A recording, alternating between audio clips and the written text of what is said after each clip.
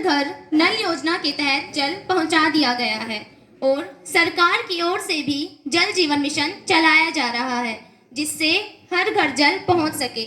लेकिन मेरी आप सबसे भी यह अपील है कि आप सब भी पानी बचाने का अधिक प्रयास करें। नालियों में पानी व्यर्थ बहता रहता है, अतः आप नल को तुरंत बंद कर दें और रात में नल को खुला न छोड़ें। मेरा ग्राम पंचायत से भी यह आग्रह है कि वह भी गांव के जल स्रोतों की स्वच्छता और सुरक्षा पर काम करें। बारिश के पानी को इकट्ठा करके जल संरक्षण की दिशा में कदम बढ़ाएं। यदि आज हम पानी को सोच समझकर उपयोग नहीं करेंगे तो हमारी आने वाली पीढ़ियों को पानी की कमी से जूझना पड़ेगा। इसके लिए ज़रूरी है कि हम पानी की एक एक बूंद का सदुपयोग करें। हर बच्चा, बूढ़ा और जवान पानी बचाकर बने महान। धन्यवाद। हमारे बीच में जिला विशेषज्ञ साइबर क्राइम से कुमारी प्रीति जी आई हुई हैं। हम उनका स्वागत करते हैं और अनुरोध करते हैं कि वह गांव वालों को इस नए किस्म के अपराध के बारे में जानकारी दें। अक्सर देखने में आता है कि सीधे साधे लोग इस तरह के अपराध के शिकार होते। जी सरपंच साहिबा, सबसे पहले तो आप सभी का धन्यवाद कि मुझे आज की इस मीटिंग में विशेष रूप से आमंत्रित किया। जैसा कि सरपंच साहिबा ने बताया, यह नए ज़माने का नए किस्म का अपराध है और सीधे साधे लोग इसकी चपेट में आ जाते हैं। ज़्यादा पढ़े लिखे लोग जागरूक होते हैं, इसीलिए वे इसका कम शिकार होते हैं। अक्सर आधी अधूरी जानकारी रखने वाले सबसे ज़्यादा इसकी चपेट में आते हैं। प्राय आपने अखबार में पढ़ा होगा या सुना होगा कि फला आदमी के खाते से इतने पैसे अपने आप कट गए, फला आदमी के पास कॉल आई या फोन पर मैसेज आया, मैसेज पर क्लिक करते ही खाता अपने आप साफ हो गया। कई बार आपके पास फोन आता है कि आपका बैंक खाता बंद हो रहा है, एक OTP आया होगा, वह बता दीजिए। जी जी बिल्कुल सही कह रहे हो, मेरे चाचा के खाते से भी रुपए साफ हो गए थे। जी बिल्कुल ऐसा ही होता है। कई बार आधार कार्ड और फैमिली ID अपडेट करने के नाम पर OTP ले लेते हैं और आपका खाता साफ कर देते हैं। कई बार मैसेज आता है कि आपकी लॉटरी लगी है, राशि प्राप्त करने के लिए नीचे दिए गए लिंक पर क्लिक करें। जैसे ही आप क्लिक करते हैं तो भी आपके खाते से पैसे कट जाते हैं। अभी कुछ दिन पहले मेरा ही फोन किसी ने हैक कर लिया और रिश्तेदारों से पैसे मांगने शुरू कर दिए। वो तो शुक्र है कि रिश्तेदारों ने घर वालों के पास फोन करके पता किया कि सब ठीक ठाक तो है, इसलिए हम बच गए। जी बिल्कुल सरपंच साहिबा, सही कह रही हो आप। इन्हें हैक एक्टिविस्ट कहते हैं। आदरणीय ग्रामवासियों, हमें कुछ बातों का ध्यान रखना होगा ताकि हम इस नए जमाने के अपराध का शिकार होने से बच सके। सबसे पहले आप ध्यान रखें कि अचानक कोई पैसे मांगता है तो उसकी आवाज़ पहचानने की कोशिश करें या फ़ोन करके पता करें सब ठीक ठाक तो है। जहाँ तक हो सके बिना बात किए पैसे किसी को ना भेजें। किसी को ATM या आधार कार्ड के नाम पर OTP न बताएं। अपना पासवर्ड, जन्म तिथि, नाम या मोबाइल नंबर पर न बनाएं। बैंक डिटेल किसी अनजान से साझा न करें। बिना ज़रूरत की एप्लीकेशन या सॉफ्टवेयर फ़ोन से हटा लें। सभी का काम आसान हो, मिले मदद की राह। सभी का काम आसान हो, मिले मदद की राह। ग्रामवासियों की सुरक्षा हो सबसे पहली चाह। साइबर क्राइम से बचे, मिलकर करें प्रयास। सुरक्षित और खुशहाल यही हो सबकी आस। मैडम जी, जे ठग लिए जावा तो क्या करा? सुनो, साइबर क्राइम होने पर हरियाणा सरकार का हेल्पलाइन नंबर 1930 यानी 1930 है। इस पर तुरंत जानकारी दे अथवा नजदीकी पुलिस स्टेशन पर शिकायत करे। कौन सा नंबर बताया मैंने? 1930 मैडम जी। मुझे उम्मीद है आप सभी इन बातों का ध्यान रखेंगे और अपने आप को सुरक्षित रख सकेंगे। बहुत बहुत धन्यवाद। जिला विशेषज्ञ साइबर क्राइम से कुमारी प्रीति जी ने बहुत ही महत्वपूर्ण जानकारी दी। यह हम सब के काम आएंगी। सभी इन बातों का ध्यान रखें। सरपंच जी, एक बात पूछना चाहूँ। जी पूछिए। अपने गांव में लाइट की समस्या कब ठीक होगी? रात ने अंधेरे में निकलना मुश्किल हो जैसे, और मेरे वर्गे तो कत्ती ना निकल सके। जे किते गिर गया तो आड़ पासड़ी एक हो जाएगी। इस बात का जवाब देने के लिए हमारे मध्य बिजली विभाग से JE साहब अजय कुमार जी मौजूद हैं। ताऊ जी, आप बिल्कुल सही कह रहे हो। रात को लाइट की अच्छी व्यवस्था होनी चाहिए। लेकिन मैं यह बताना चाहूँगा कि मेरा गांव जगमग गांव योजना के तहत तिगड़ाना गांव में लगभग 24 घंटे लाइट दिए जाने का प्रयास किए जा रहे हैं। सरपंच साहिबा, आप प्रस्ताव भेजें। हम और ज़्यादा स्ट्रीट लाइट लगवाने का हर संभव प्रयास करेंगे, जिससे कि गांव वालों को रात में आने जाने में दिक्कत ना हो। एक बात और, मैं आप सभी ग्रामवासियों से कहना चाहूँगा कि जितना हो सके बिजली की बचत की आदत डालें, घरों में लाइट का व्यर्थ में यूज़ ना करें और बिजली का बिल भी समय पर भरें। अब तो सरकार पीएम सौर ऊर्जा के तहत सोलर पैनल भी लगवा रही है, जिस पर बहुत अधिक सब्सिडी दी जा रही है, जिससे आपका बिजली का बिल भी बहुत कम होगा। और एक बार सोलर पैनल लगवाने से तो आप 20 से 25 वर्षों तक टेंशन फ्री हो जाओगे। धन्यवाद सरपंच साहिबा। हमारे मध्य स्वास्थ्य विभाग से डॉक्टर बानी जी मौजूद हैं। कोई ग्रामीण इनसे कुछ पूछना चाहता है तो पूछ सकता है, तथा साथ ही डॉक्टर साहिबा अपने विभाग की जानकारी ग्रामीणों को देंगी। डॉक्टर साहिबा, मैं पूछना चाहता हूँ कि हमारे गांव में अस्पताल की व्यवस्था कब होगी? हमें अगर कोई दिक्कत हो जाती है तो 10 से 12 किलोमीटर शहर की ओर भागना पड़ता है। इससे सारा गांव दुखी है। हाँ जी, मुझे पता है, लेकिन यह कार्य तो सरकार द्वारा ही किया जा सकता है। सरपंच साहिबा, अपनी कोशिश करते रहिए, काम बन जाएगा। चलो, अब मैं आपको स्वास्थ्य सुविधाओं के बारे में कुछ बताती हूँ। स्वास्थ्य विभाग समय समय पर आपके गांव में मेडिकल चेकअप कैंप लगाता है और उसमें तो फ्री चेकअप होता है, तब भी आप में से कुछ लोग नहीं आते। विद्यालय में बच्चों के चेकअप फ्री किए जाते हैं और स्वास्थ्य कार्ड बनाए गए हैं। यदि किसी भी बच्चे को कोई भी दिक्कत है तो वो सिविल हॉस्पिटल भिवानी में जाकर अपना फ्री इलाज ले सकते हैं। स्कूलों में बच्चों को आयरन, एल्बेंडाजोल की टैबलेट और टीके सब फ्री दिए जाते हैं। और सरकार द्वारा आयुष्मान कार्ड बनाए जा रहे हैं, जिसमें गरीब व्यक्ति रुपए 5 लाख तक का इलाज फ्री में ले सकता है। जिनका कार्ड नहीं बना है वह अपना कार्ड अवश्य बनवा ले। और एक आखिरी बात, आजकल ज़्यादा सुख सुविधाओं के कारण हमारा शरीर भी खराब होता जा रहा है, हमारी दिनचर्या भी बदल गई है। इसलिए अपने शरीर का भी ध्यान रखें, व्यायाम करें, पौष्टिक भोजन लें, प्रतिदिन सैर पर जाएं और पैकेट बंद चीज़ों का इस्तेमाल बिल्कुल भी न करें।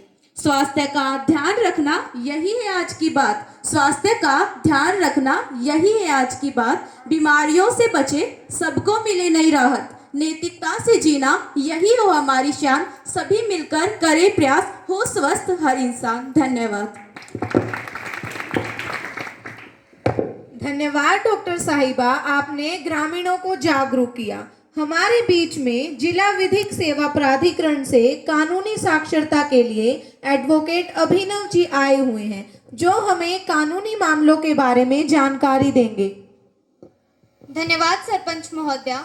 मैं जिला विधिक सेवा प्राधिकरण भिवानी से आया हूँ और आप सबको कुछ महत्वपूर्ण कानूनों के बारे में जानकारी देना चाहूँगा। आज छेड़छाड़ की घटनाएं कुछ ज्यादा ही बढ़ती जा रही हैं और लड़कियां अपने आप को बहुत ही असहज महसूस करती हैं। इसके लिए सरकार ने पोक्सो एक्ट लागू किया है, जिसके तहत एक लड़की अपनी सुरक्षा कर सकती है। हेल्पलाइन नंबर 1098 भी दिया गया है, जिस पर कॉल करके आप तुरंत सहायता प्राप्त कर सकती हैं। विद्यालयों में भी कानूनी साक्षरता क्लबों का गठन किया गया है। घरेलू हिंसा को रोकने के लिए घरेलू हिंसा रोकथाम कानून 2005 लाया गया है। सीनियर सिटीजन्स यानी जो हमारे बूढ़े माँ बाप हैं, उनके लिए भी सरकार ने वरिष्ठ नागरिक भरण पोषण और कल्याण अधिनियम 2007 बनाया है। जो बच्चे अपने माता पिता का ध्यान नहीं रखते तो मजिस्ट्रेट उन्हें गुजारा भत्ता देने का आदेश दे सकते हैं। इसी प्रकार असंगठित क्षेत्र के मजदूरों को लाभ पहुंचाने के लिए भी सरकार ने असंगठित श्रमिक सामाजिक सुरक्षा अधिनियम 2008 लागू किया है। इस अधिनियम के तहत मजदूर जीवन, स्वास्थ्य, मातृत्व और वृद्धावस्था सुरक्षा आदि जैसे मामलों में लाभ प्राप्त कर सकते हैं। यह सब लाभ प्राप्त करने के लिए ई श्रम पोर्टल पर अपना पंजीकरण करवाना अनिवार्य है। वकील साहब, ये नशेड़ी सारा दिन गाड़ा में घूमे जासे, बहु बेटिया का घर ते बाहर निकलना दूभर हो रहा से, इसका कि मैं इलाज से के? जी हाँ, पीड़ितों की सहायता और नशे के अवैध कारोबार में संलिप्त अपराधियों की सूचना देने के लिए आसान सा टोल फ्री नंबर 90-508 91-508 जारी किया गया है, जो 24 घंटे खुला रहता है। इस नंबर पर कोई भी व्यक्ति नशे से संबंधित सूचना दे सकता है और समाज से इस बुराई के उन्मूलन में योगदान देकर अपनी जिम्मेदारी का निर्वहन कर सकता है। सूचना देने वाले का नाम भी गुप्त रखा जाएगा। इतनी ध्यान से सुनने के लिए आप सभी का धन्यवाद। आप सब अधिकारियों ने ग्राम वासियों को इतनी महत्वपूर्ण जानकारी से अवगत कराया, इसके लिए आप सभी का बहुत बहुत धन्यवाद। अब आज की कार्यवाही का अगला मत पंचायत के दस्तावेजों की जांच करना है। हमारे पास 15 दिन पहले 3 नोटिस आए थे। नोटिस देने वाले आप तीनों सदस्य साथ वाले कमरे में चौकीदार के साथ जाकर पंचायत के दस्तावेजों को देख सकते हैं। सरपंच साहिबा, जो पंच बैठक में नहीं आए और पिछली कई बैठकों से गैर हाजिर हैं, उन पर भी तो कार्रवाई करनी चाहिए। हाँ, कार्यवाही तो बनती है। आज की बैठक में 2 पंच नहीं आए। एक ने तो पहले ही सूचना दे दी थी, परंतु दूसरा पंच लगातार बिना सूचना के कई बैठकों से गैर हाजिर रहता है। हाँ तो साथियों, इस पर कार्यवाही होनी चाहिए कि नहीं? तो ठीक है, इसकी रिपोर्ट जिला उपायुक्त व निदेशक को आगामी कार्यवाही के लिए भेज दी जाएगी। आप सभी इस बैठक में आए तथा हम सब ने गांव की मुख्य समस्याओं पर मिलजुल कर बात की। इसके लिए आप सभी का बहुत बहुत धन्यवाद। मिलजुल कर काम करने में ही खुशी मिलती है। आप ही हमारी ताकत हो। इस बैठक में शांति बनाए रखने के लिए पुनः धन्यवाद। जय हिंद, जय भारत।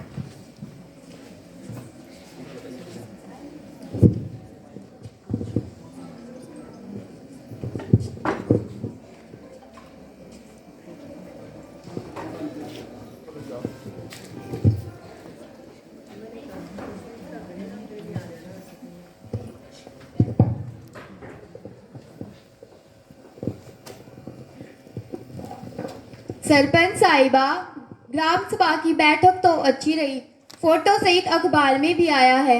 हाँ सचिव साहब, अच्छी रही बैठक। और हाँ, ग्राम पंचायत की बैठक भी तो बुलानी है। जी सरपंच जी, बताओ किस दिन करें पंचायत की बैठक? आज एजेंडा बनाकर पंचों को भिजवा देते हैं और 2 दिन बाद अर्थात शनिवार को बुला ले। ठीक है सरपंच साहिबा, मैं एजेंडा बना लेता हूँ। हाँ, बना लो। इस बैठक में ग्राम सभा में उठे मुद्दों पर चर्चा करनी है। ठीक है सरपंच साहिबा।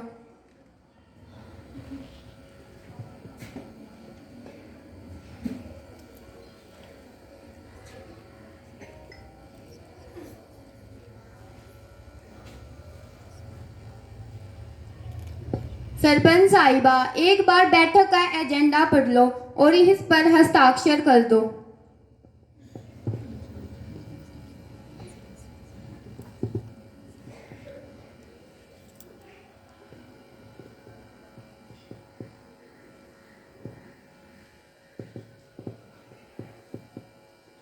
चौकीदार भाई, यह लो पंचायत की बैठक का एजेंडा। सभी पंचों को एक एक कॉपी दे आना और उनको सूचित कर देना कि शनिवार को सुबह 9 बजे ग्राम पंचायत की बैठक है और इस पर दस्तखत जरूर लेकर आना। जी सरपंच साहिबा। पंच साहब, ये लो एजेंडा। शनिवार को सुबह 9 बजे पंचायत की बैठक है। हाँ हाँ भाई, जरूर आवांगे। साहिबा, ये लो पंचायत का एजेंडा। शनिवार को सुबह 9 बजे पंचायत की बैठक है। हाँ भाई, पक्का आवांगे। पंच साहब ये लो बैठक का एजेंडा। शनिवार में पंचायत की बैठक है सुबह 9 बजे। हाँ भाई, आ जावांगे।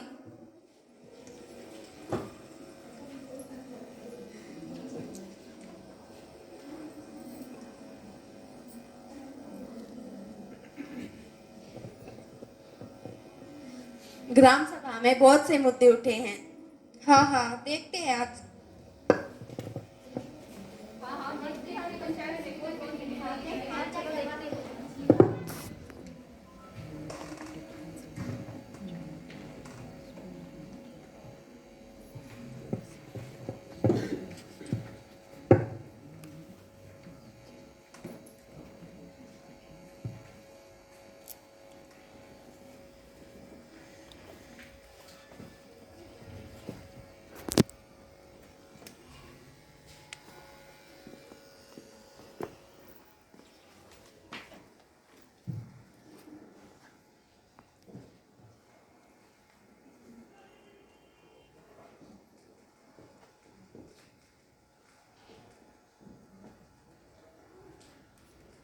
आज जो पंच आए हैं कृपया इस रजिस्टर में हाजिरी लगा लें। चौकीदार भाई।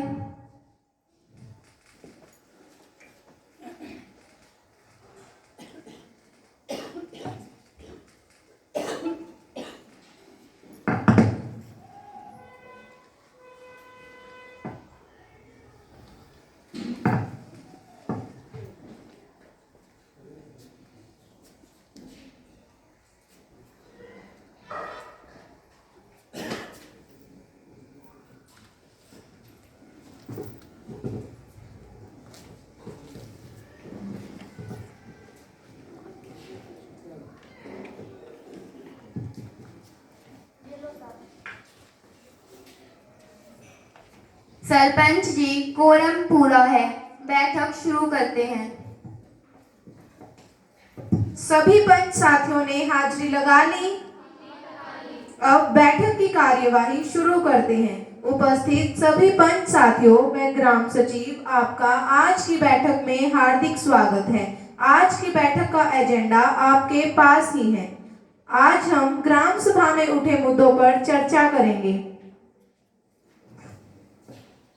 सरपंच महोदया, वैसे तो सभी अधिकारियों ने बहुत अच्छी जानकारी दी, पर जो साइबर क्राइम से आए हुए थे उन्होंने हमारे लिए बहुत अच्छी जानकारी दी जो हमारे काफी काम आएगी।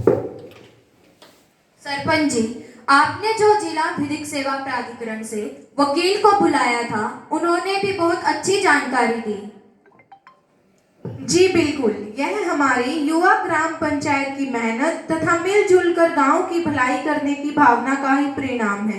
अब हम आज की मीटिंग के एजेंडे पर बिंदुवार चर्चा करते हैं। सचिव जी, एजेंडे में पहला बिंदु क्या है? एजेंडे का पहला बिंदु है गांव में डिजिटल लाइब्रेरी बनवाना। इस पर सभी पंच अपने विचार दीजिए। सरपंच महोदया, अभी पंचायत के पास कुछ फंड है, इससे लाइब्रेरी का निर्माण हो सकता हो तो करवा लिया जाए। फंड तो है, पर वह पर्याप्त नहीं है।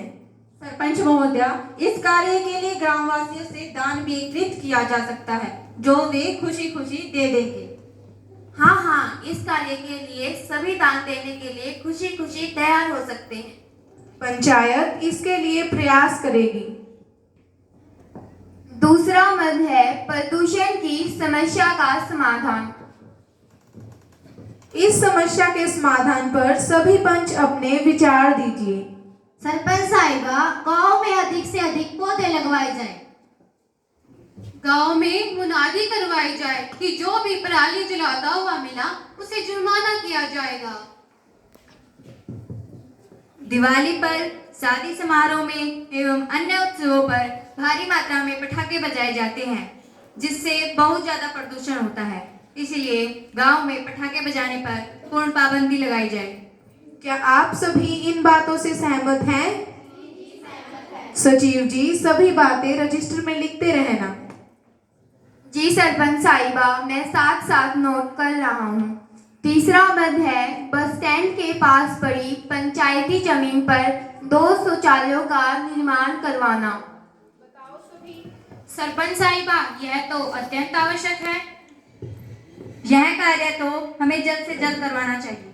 ठीक है, यह कार्य प्राथमिकता से करवाएंगे। चौथा बिंदु है गांव में कुर्डियों की सफाई करवाना। बोलो, यह कार्य कैसे करवाया जाए?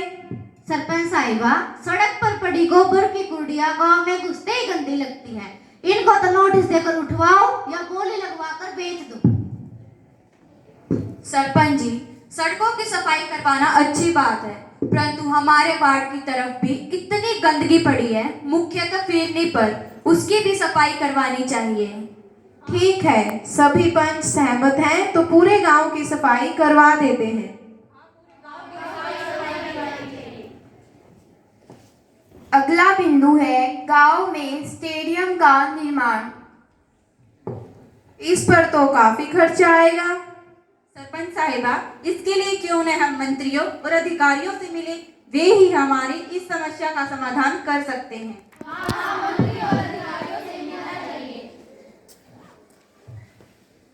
एजेंडे में अगला बिंदु है मुख्य चौराहों पर सीसीटीवी कैमरे लगवाना। सुरक्षा की दृष्टि से यह अत्यंत जरूरी कार्य है। इससे चोरियां भी कम होगी और अपराधियों में भय भी होगा। पंचायत प्रस्ताव पास करके उपायुक्त महोदय से इस कार्य के लिए ग्रांट की मांग कर सकती है। क्या आप सभी इससे सहमत हैं? आदरणीय सरपंच साहिबा और पंचों, आज की पंचायत की बैठक में जिन जिन मुद्दों पर चर्चा की गई है वे प्रस्ताव में लिख दिए गए हैं। जो पंच इसके पक्ष में हो वह पक्ष वाले कॉलम में हस्ताक्षर करेंगे तथा जो विरोध में हो वह विरोध वाले कॉलम में हस्ताक्षर करेंगे। क्या कोई पंच इसके विरोध में है? चौकीदार भाई।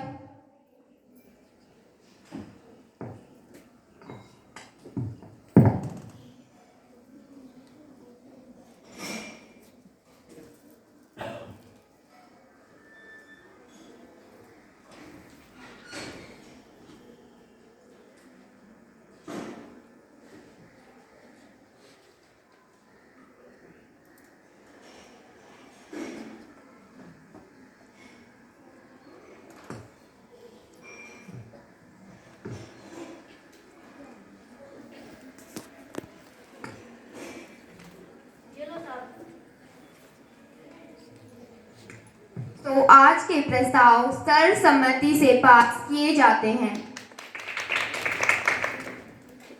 आज की पंचायत की बैठक में बहुत ही महत्वपूर्ण निर्णय हुए। सभी पंच साथियों ने बैठक में स्वयं भाग लिया। इसके लिए आप सभी का बहुत बहुत धन्यवाद। आगे भी आपके सहयोग की इसी प्रकार उम्मीद रखते हैं। जय हिंद, जय भारत।